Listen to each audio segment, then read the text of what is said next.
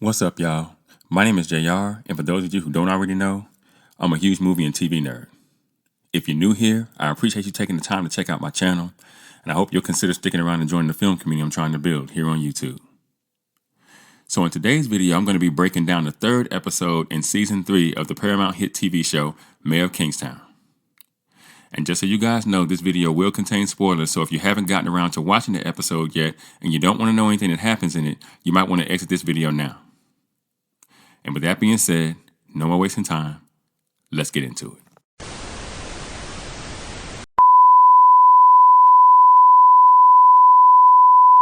So, episode 3 of this season was more of the same, setting up the pieces on the board. But we didn't get a montage with a Mike McCluskey voiceover this time, so, there's that.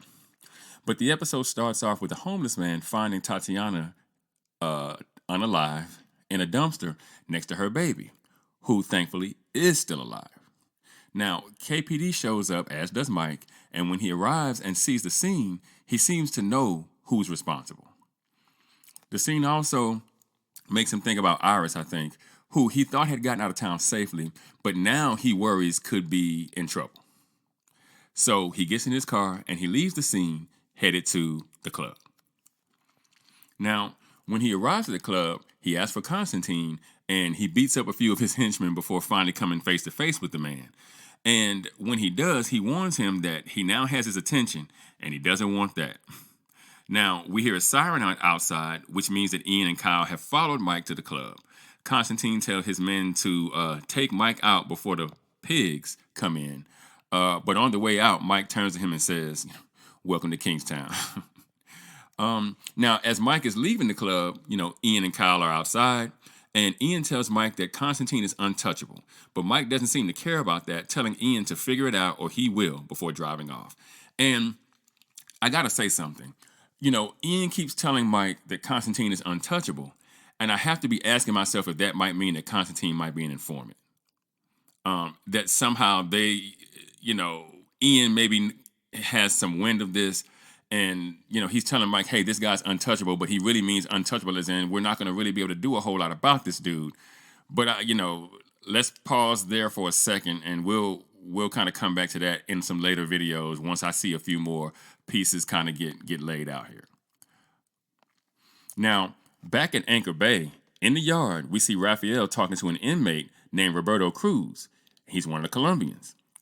So clearly one of some influence, even if it's only with a subset of the Mexican crew in lockup. And he's talking to him about fresh supply.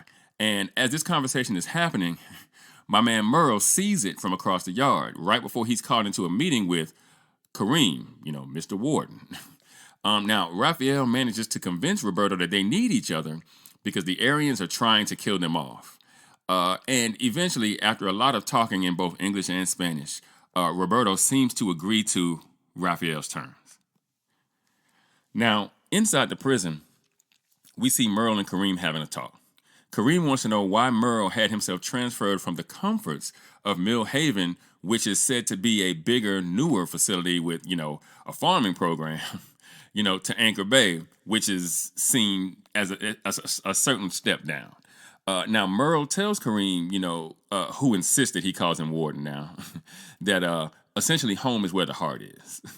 So in this scene, we pretty much confirm that Merle was once an inmate at Anchor Bay, and that he has indeed returned to Anchor Bay for some reason, I guess, for us to find out later. Now, Kareem seems suspicious of the timing, noting that as soon as Merle arrived, Gunner was killed.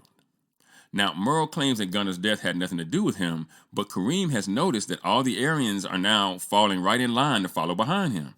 And, Kareem goes on to warn Merle that, look, if he doesn't behave, he'll regret ever coming back to Anchor Bay.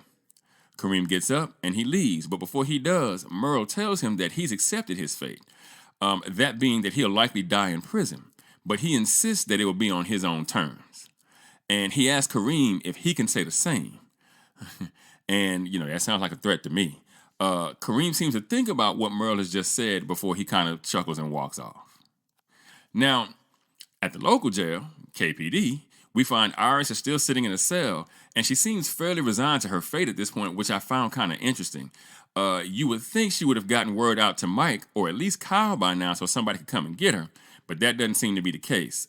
Again, it feels like there's something about Iris that we and Mike and Kyle don't know, but I'll get to that in a second. So back at Anchor Bay, the Aryans indeed attempt to jump and take out Raphael, but due to my man's athleticism, I mean, he must have been a first round draft pick in the prison combine, but he manages to escape with his life. And this move is no doubt sanctioned by Merle, who looks like is trying to prevent a Black-Mexican alliance from taking hold inside the prison. So, it appears my man Merle, like I said, is trying to take over the prison by getting rid of all the remaining power players of all races. And again, like I said, that's an interesting dynamic that's taking place right now. We'll see how it plays out. Now, Mike arrives at his office to find Bunny, of all people, sitting in the car in the parking lot. And after reminding Bunny that he can't be seen there, he and Mike do have a brief conversation inside the vehicle, wherein Bunny informs him that the Aryans made a move on Raphael, and he also tells Mike that the deal with the Mexicans cost him 5 figures. Mike tells Bunny that it probably won't happen again and that he'll talk to the guards. But Bunny asks Mike to put a leash on his people, meaning the Aryans, but Mike quickly denounces any affiliation to them. Bunny tells Mike about Gunner and that he was hit by a new shot caller from Mill Haven. Now, Mike seems surprised by this, but he does have a moment where he seems to be thinking about who the new shot caller could be, as if it's someone that he might know. Now, Mike, entering his office at this point, is on the phone with Kyle, asking him about their mother's car. He's saying, I need to know what happened to Mom's car. Where is it? I need answers. Kyle, who was at the shooting range, tells Mike that he did ask about it and that he's looking into it. But Mike seems unsatisfied with his response, or at least how long it's taken to get an answer. And so he sits down at his desk as Rebecca enters. And Kyle goes on to tell Mike that Tatiana's baby is going to make it. But Mike just laments what his life will be like, an orphan in the system. And Mike hears the gunshots in the background and asks Kyle where he is. And Kyle just responds, just learning to be a dad. Now, I think that this is Kyle preparing to join SWAT against the advice of Robert. But Kyle seems determined that he wants to change his career again. And, he's claiming that it's because he wants to make a difference as he sees it. And I think this is a part reaction to his son being born. I think this is his worldview starting to change. And maybe, him saying, I want to put myself in a position to do the most good because that's going to make life safer for my son, versus just kind of being a detective and there's so much corruption in Kingstown that you never can really get anything done. Maybe he's thinking, I want to be someone that my son can look up to. I think that's kind of what's going on with him. But I still think that SWAT may ultimately prove to be a much more dangerous job than the one he's currently got. So there's that. Now, once Mike gets off the phone, Rebecca tells him that Ian's trying to reach him and that he's headed to Anchor Bay to look at security footage and that Mike could be his +1 if he's interested.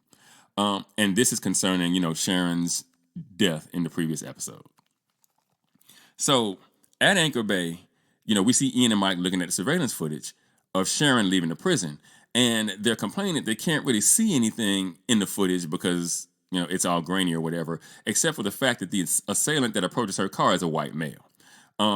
And Mike just like, I don't believe that one of Bunny's mules is getting it on with white power. So he's like, I don't understand what it is that I'm looking at here. Now, just then, Kareem comes in and reminds Ian that Mike cannot be there. And after a brief argument about the fact of the matter, Mike and Ian decide to leave. But before Mike leaves the prison altogether, he does take Kareem to the side. And he tells Kareem that he knows that Merle is back. And he asks Kareem why he didn't call him and tell him. And Kareem, is like laughing like, you got to be kidding me. Like, I don't report to you. And, Kareem tells Mike he's going to run his prison his own way. Now, Mike reminds Kareem that he knows how all this works. But Kareem makes it plain that he doesn't want to work with Mike because he believes that at some point, everything that he does will come to light. And Kareem doesn't want to be caught in the middle.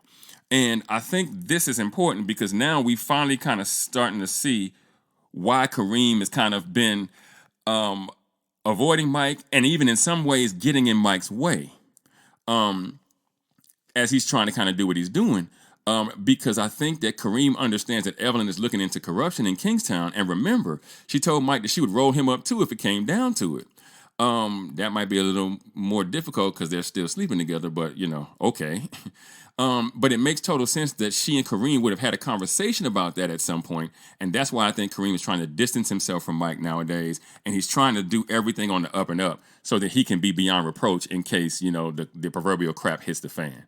Now, problem is, Mike now knows about what Kareem did to the inmate after he came back to work, after the prison riot. And he tells Kareem as much, and Kareem's whole demeanor changes. Like, the whole power dynamic shifts, and now Kareem is kind of on his back foot, and he asks Mike what he wants.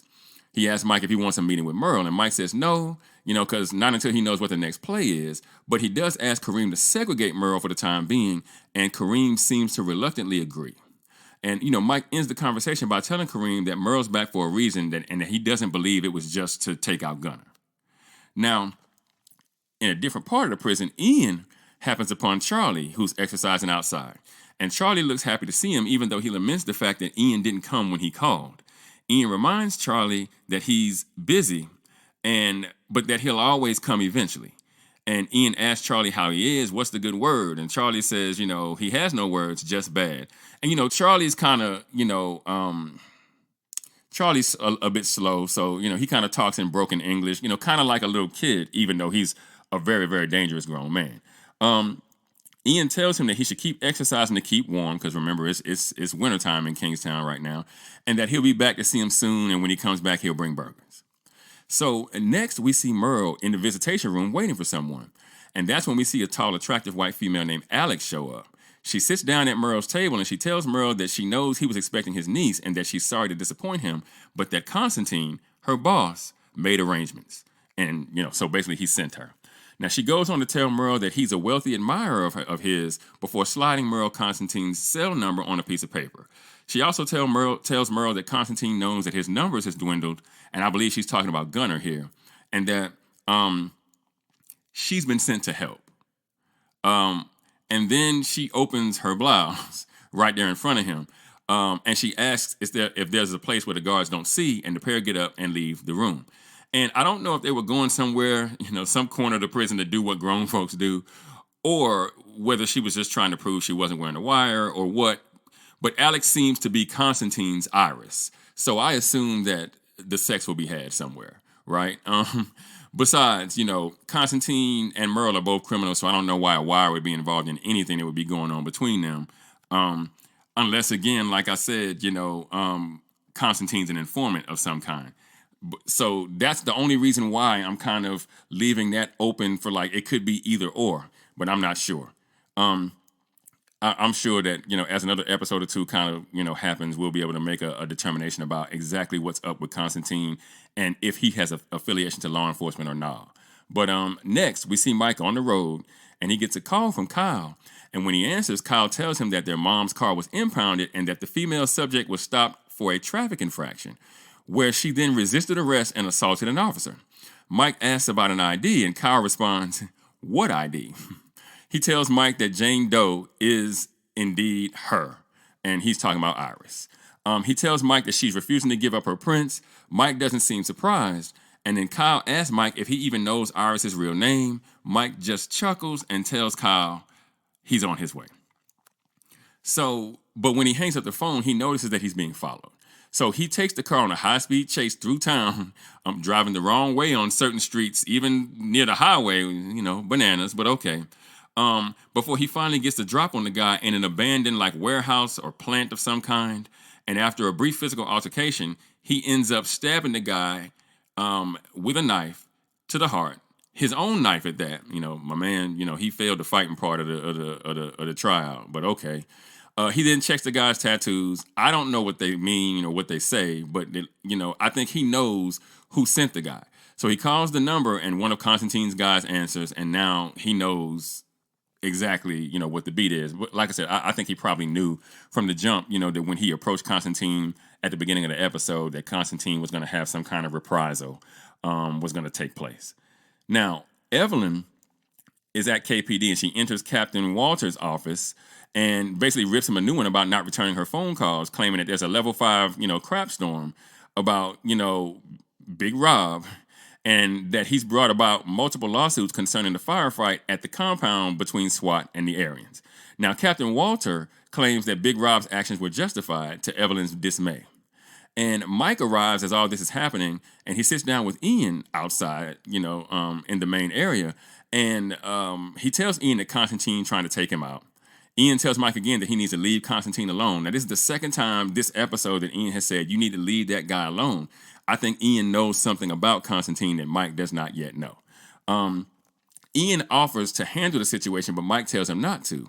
And Ian seems worried about Mike and, the Constantine of it all. And again, like I said, I just really, really think that, Ian knows something about this Constantine guy that Mike doesn't know yet. But my thing is, if he does know something that Mike doesn't know, I don't know why he doesn't just tell him. Now, they hear Evelyn raising her voice in Captain Walter's office, and Mike just, gets up and leaves.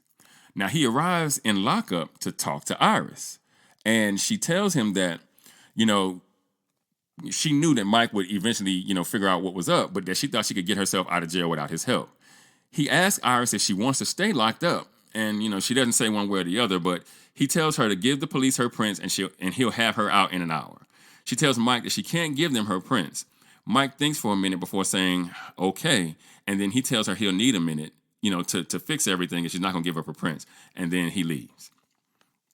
So he happens to catch Evelyn right outside the precinct, and the pair have a talk, even though Evelyn really doesn't want to talk in the moment, but Mike kind of forces the action. And Mike warns her that she's burning a lot of bridges, but, Evelyn doesn't seem to care. He tells her that she needs to stop, like, come on, babe, it's me, it's your boy, you know what I'm saying? Like, listen to what I'm trying to tell you here. And she tells Mike, she's not going to ease up on Big Rob or his case. She tells him that Morrissey tried to do the right thing and that Robert, ended him for it, or at least tried to have him ended. In case you forgot, that's the SWAT guy that Charlie did away with last season when Ian came to see him to try to get him to recant his statement against Robert. Now, Evelyn has no idea just how wrong she is about this at this point, but I believe Mike knows what really happened and is trying to protect Ian, obviously. I think he wants to protect Robert too, but this is as much about Ian now as it has been about Rob. And so Mike tells Evelyn that all she has is speculation, no facts, but Evelyn tells Mike that, she knows it wasn't a home invasion. And, Mike essentially pleads the fifth. Now, inside, Ian sits with Iris in an interrogation room, and he tells her that if she doesn't give her prints, the court order is going to come through and that he won't be able to help her anymore. He tells her that if she doesn't let him get her prints now, if she will let him get her prints now, that whatever he finds, he can help cover up. She tells him that she doesn't really care what he thinks about her, but he tells her that he understands she's been through a lot and that she only trusts Mike. And he tells her that he only trusts Mike and that he and Mike have known each other for a long time. But he tells her that he was on the docks when Mike came to get her from Milo and that he had a gun on Milo's men the whole time, which goes a long way in convincing Iris to give up her fingerprints. Now, outside the precinct again, Evelyn and Mike are still standing there, and Evelyn tells Mike that Captain Walter said that Mike passed his physical, which she doesn't believe, citing that he took a concussion during his beating, essentially stating that he's been fast-tracked back into service. And Mike interrupts her, asking, are you done? Are you done? And he tells her that she had her shot at him, and she missed, and that she just needs to get over it and let it be done because she's about to cross a line, and that once she passes it, he's not going to be able to help her anymore. And Evelyn kind of just looks at Mike and she's like, that was scary. And Mike says, well, yeah, it's supposed to be scary. But Evelyn vows, well, hey, if you mean that I'm going to end up just like my predecessor, she's like, if I die, I'm going to die doing the right thing. Now, this makes me believe that Evelyn's days are numbered here on the show. I think she's going to get got maybe even before the end of this season. And if that does happen, I do think that that'll be a shame. She seems to be good people, not bad to look at either, but So, inside, Ian gets Iris's prints back, and he seems to be surprised by what he finds out about her. And it's not like a shock, like, holy crap. It's kind of like, oh boy, right? He walks back into the interrogation room and he tells Iris that everything's all good. She reiterates that Mike can never know whatever it is that Ian finds out, and he agrees. He then asks her to identify Tatiana, and she does. And then he asks Iris if she knows anyone that would want to hurt her. She tells him that Tatiana worked for Milo and that there could be a lot of people that want to hurt her. But then she sees a picture of Constantine in Tatiana's file, and she says him. He would want to hurt her. And next we see Mike and Iris headed home, and he asks her how she knows Constantine. She tells him that he caught a murder charge back in New York and that she dated a judge and the case went away. Remember, that's where Iris was at the start of the series, in New York City, getting clapped by politicians and judges in order to make things more comfortable for Milo and the Russians. Mike then asks Iris if that means that Constantine owes her, and she claims he owes me as much as he owes anybody. She then tells Mike that Ian said that Constantine will be trouble for him, and Mike tells her that Ian talks too much. Iris tells Mike that Ian worries about him, and Mike, he takes that in, with a grain of salt. And Mike asks Iris if she and Constantine are close. She tells Mike that she never had sex with Constantine. Mike tells her that that wasn't what he was asking. She says that she's not Constantine's type. And then Mike tells Iris that she doesn't have to be anyone's type anymore. He tells her that it's different now. Iris asks if Mike was hoping that she had left town. Mike tells her that he was just hoping for her. She asks Mike, hey, where could you see me? Where am I going to go? And Mike responds, just not here. Anywhere but here. Iris then puts her head on Mike's shoulders as he continues to drive the car down the street. And I'm going to say something here. I think I know what it is that Iris is trying so hard to hide. After watching the episode for a second time and just really thinking, I think Iris is transgender. She doesn't have an ID. She won't give up her prince. She doesn't sleep with Constantine because she's not his type. We've seen specifically this season that Iris really doesn't want anybody to know about her past, especially not concrete details about her past. Remember, she lied about her past when Mike when they first met at his old office, remember? But he called her out on it initially. And I think that, over the course of getting to know her, Mike just kind of stopped really caring about the exact details of what's going on with Iris. And I think she's still in Kingstown because she knows that without Milo, Mike is her best chance at survival. That's why she didn't want to go with the feds into Witsec. And that's why when she was forced to go with them, once she found out that Milo had escaped from jail, she went right back to him. I never understood. I'm like, why is she doing this, right? And, when Mike left her, with the McCluskeys originally, she didn't want to stay there. It just because I think Milo accepted her. And that's why she won't leave Mike, because I think he accepts her, or at least the he that he knows. Because keep in mind, they haven't slept together yet. You see what I'm saying? And that's why she doesn't want him to find out, especially because she doesn't know if that will ultimately change the way that he sees her.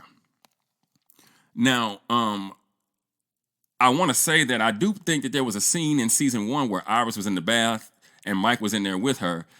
And so what I'm saying is I think she could be, it might even be that she's post-op. But I think that's what it is. And she would certainly have had enough money, and Milo probably would have given her enough money to do whatever she needed to do surgery-wise. So I could be wrong about this, but I'm just thinking about, as a screenwriter, the pieces of the puzzle that are starting to be placed on the board where Iris is concerned, I'm going, what could they possibly mean? Just from a writing standpoint, what would it be that you would be trying to convey, a piece at a time here? And that's where I would go, that Iris is post-op transgender. And that if she gives up her prince, of course, now maybe, her pre-trans life is what comes back on the sheet. So next, we see Kyle standing in his bedroom, holding his son. His shirt's open. It's almost like skin-to-skin contact kind of thing.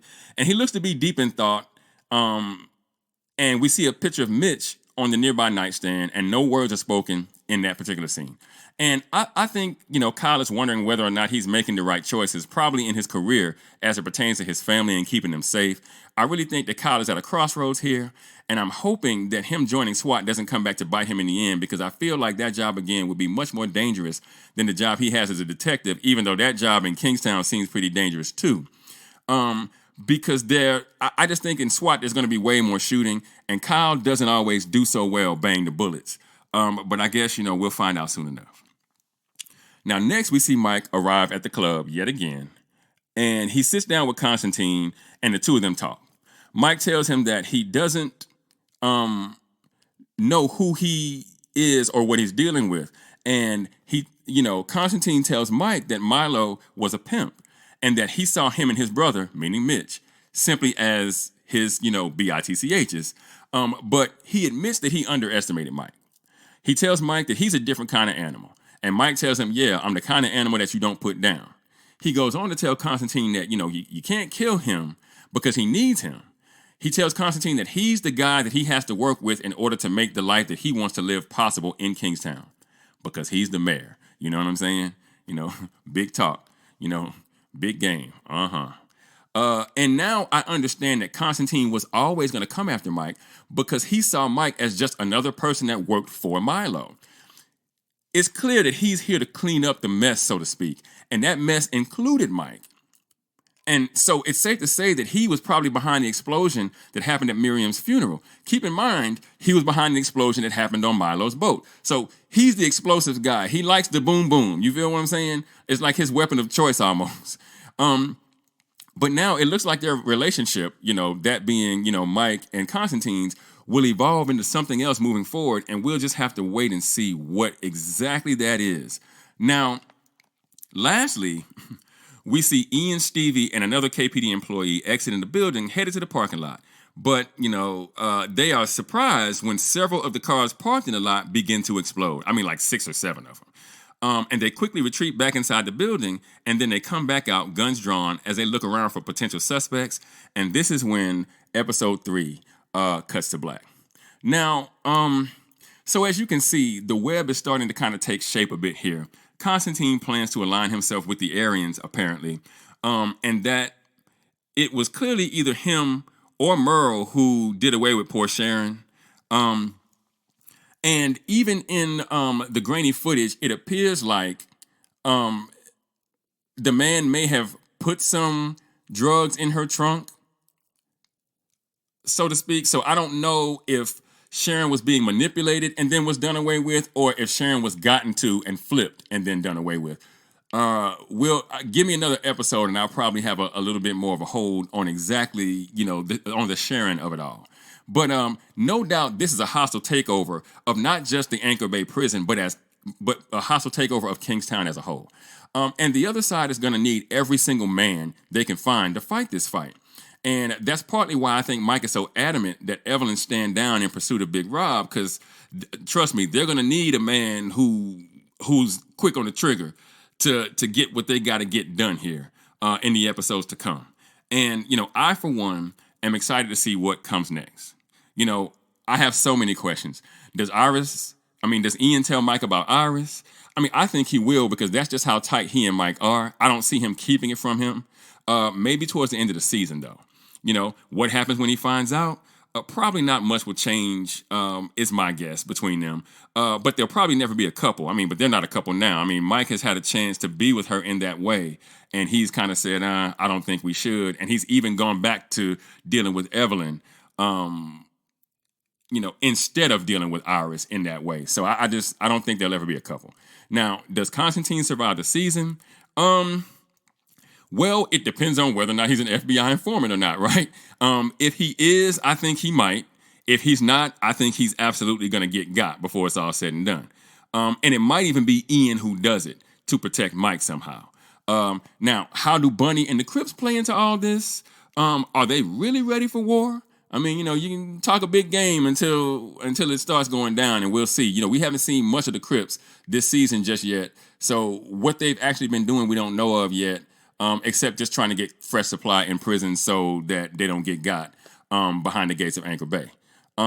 Now, will they rejoin the Mexicans in like a black-brown alliance for protection? I don't know. Does Raphael make it through the season? Because they're coming for my man. And I don't know how many cone drills he can do to keep from getting got. But, we'll see.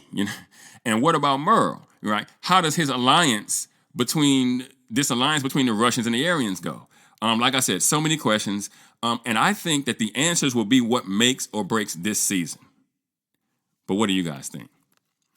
Did you enjoy the third episode of the new season? If so, what's your favorite storyline so far? What's the biggest question that you have so far?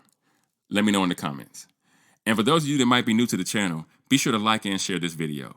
If you really like the content, be sure to subscribe and hit that notification bell. That way you'll be notified whenever I drop a new video. Also, be sure to go and check out themadScreenwriter.com for more television and film reviews and info on my upcoming film projects. And with that, I'm going to go ahead and get out of here. I got screenplays to write. And I'll catch y'all in the next video.